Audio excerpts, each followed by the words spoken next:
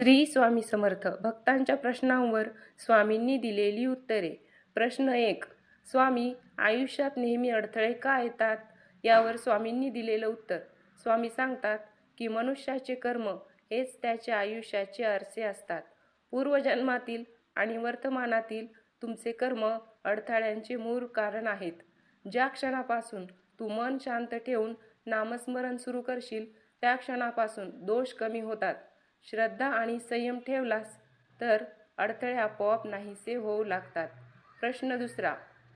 स्वामी, एखाद्या घरात नेहमी कलह, भांडणे का होतात? यावर स्वामींनी दिलेलं उत्तर.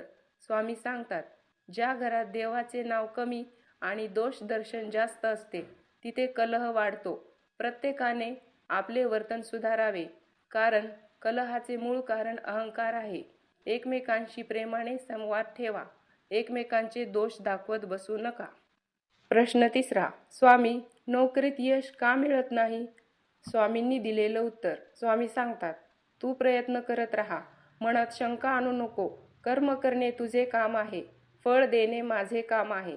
स्वार्थाशिवाय केलेल्या कामात यश नक्की मिळते. प्रश्न 4. स्वामी, माणसाला आजार का होतात? यावर स्वामींनी दिलेलं उत्तर.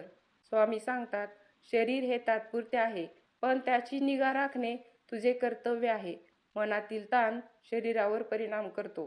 नामस्मरण केल्याने मन शांत होते. आहार व विचार शुद्ध ठेवलेस की मन, शरीर स्वस्थ राहते. प्रश्न 5. स्वामी, मला खूप भीती वाटते. काय करू? स्वामींनी दिलेलं उत्तर. स्वामी सांगतात, भीती अज्ञानातून निर्माण होते. दररोज ओम श्री स्वामी समर्थ असा जप कर.